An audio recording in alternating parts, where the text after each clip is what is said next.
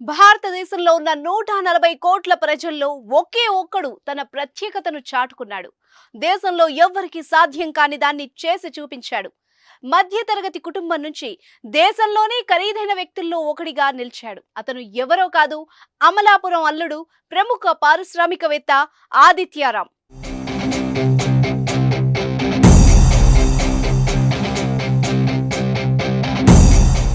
ఇప్పుడు దేశవ్యాప్తంగా ఆదిత్యారాం గురించే చర్చ. దీనికి కారణం ఆయన ప్యాలెస్.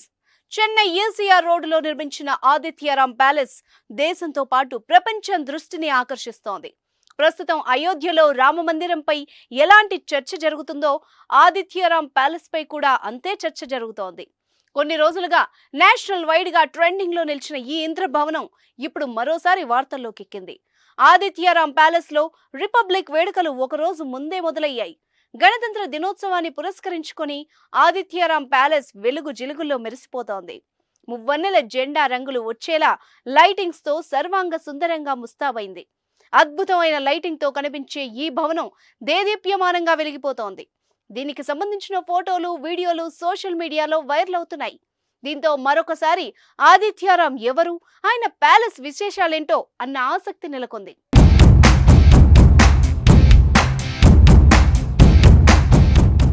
స్వాతంత్ర్యం రాకముందు దేశంలో ఎన్నో ప్యాలెస్లున్నాయి. రాజులు, నవాబ్లు తమ కుటుంబం కోసం అద్భుతమైన కట్టడాల్ని కట్టారు. కానీ 1947లో దేశానికి స్వాతంత్ర్యం వచ్చాక సౌత్ ఇండియాలో ఒక్కటంటే ఒక్క ప్యాలెస్ నిర్మాణం జరగలేదు. ఆ సాహసం ఎవ్వరూ కూడా చేయలేదు. పెద్ద పెద్ద బిల్డింగ్లు ఉన్నా రాజమందిరం లాంటి నిర్మాణాలు ఎక్కడా జరగలేదు. కానీ ఆదిత్యారాం చెన్నైలో అద్భుతమైన ప్యాలెస్ నిర్మించాడు.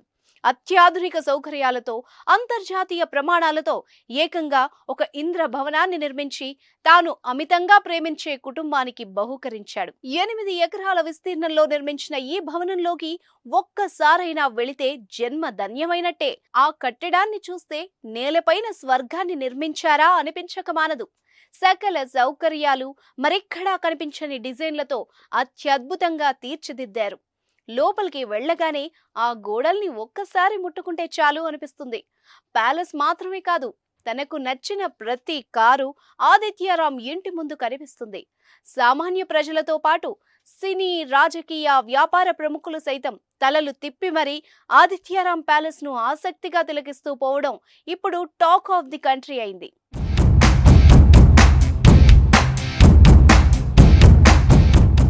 ఖరీదైన బంగ్లాలు, విలాసవంతమైన కార్లు, మంచి దుస్తులు ఇవన్నీ చూసి ఆదిత్యారాం గోల్డెన్ స్పూన్ తో పుట్టాడు అనుకుంటే మీరు పొరపాటు పడినట్టే. ఆదిత్యారాం ఓ మధ్య తరగతి కుటుంబానికి చెందిన వ్యక్తి. కష్టాలను దిగమింగుకొని కష్టపడి పైకెదిగాడు. తన లక్ష్యం కోసం అలుపెరగని పోరాటం చేశాడు. జీవితంలో పెద్ద గోల్స్ పెట్టుకొని వాటిని సాధించి సెల్ఫ్ మేడ్ బిలీనియర్ గా ఇప్పుడు దేశం దృష్టిని ఆకర్షిస్తున్నారు Adityaram. Real estate and cinema రంగాల్లో తిరుగులేని వ్యక్తిగా, శక్తిగా, వ్యవస్థగా ఎదిగారు. రియల్ ఎస్టేట్ టైకూన్ గా ఎన్నో ప్రతిష్టాత్మక అవార్డులు గెలుచుకున్నారు. సినిమా ప్రొడ్యూసర్ గా అనేక సక్సెస్ లను సొంతం చేసుకున్నారు. రియల్ ఎస్టేట్, ఫిల్మ్ మేకింగ్ తో పాటు conventions and resorts, investment corporation, Adityaram film city ఇలా ఒక్కటేంటి అన్ని రకాల వ్యాపారాల్లో ఆదిత్యారాం విజయాలను సొంతం చేసుకుంటున్నారు. ఆదిత్యారాం ప్యాలెస్ ఎంత విశాలమో తన హృదయం కూడా అంతే విశాలం. అందరూ బాగుండాలి, అందులో నేనుండాలి అని భావించే వ్యక్తి ఆదిత్యారాం. నేడు వేల కోట్ల ఆస్తి, సకల సౌభాగ్యాలు ఉన్నా చిన్నప్పటి రోజులను, అప్పటి పరిస్థితిని ఏనాడూ మరవలేదు. అందుకే సాయం చేయడానికి ఎప్పుడూ ముందుంటారు. అవసరం కోసం వచ్చిన వారిని ఆదుకుంటారు. ఆదిత్యారాం చారిటబుల్ ట్రస్ట్ ద్వారా సమాజ సేవ చేస్తున్నారు. ఇప్పటికే ఎన్నో సేవా కార్యక్రమాల్ని నిర్వహించారు.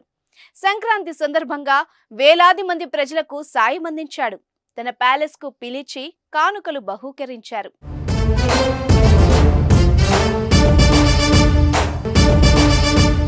దేశంలోనే పేరు ప్రఖ్యాతలు గాంచిన ఆదిత్యారాం మన తెలుగువాడు. ఆయన అమలాపురం అల్లుడు కూడా. చెన్నైలో స్థిరపడి అక్కడ వ్యాపారాల్లో రాణిస్తున్నారు. సంక్రాంతి సందర్భంగా రోల్స్ రాయ్స్ తో అమలాపురం వచ్చి సందడి చేశారు ఆదిత్యారాం. మధ్యతరగతి కుటుంబం నుంచి జీవితాన్ని ప్రారంభించి నేడు రియల్ ఎస్టేట్ వ్యాపారంలో టైకూన్ గా ఎదిగిన ఆదిత్యారాం జర్నీ ఎందరికో ఆదర్శం. ఆయన విజయాలు నేటి యువతకు స్ఫూర్తి. ఆయన జీవితంలో మరిన్ని విజయాలు సాధించాలని కోరుకుందాం.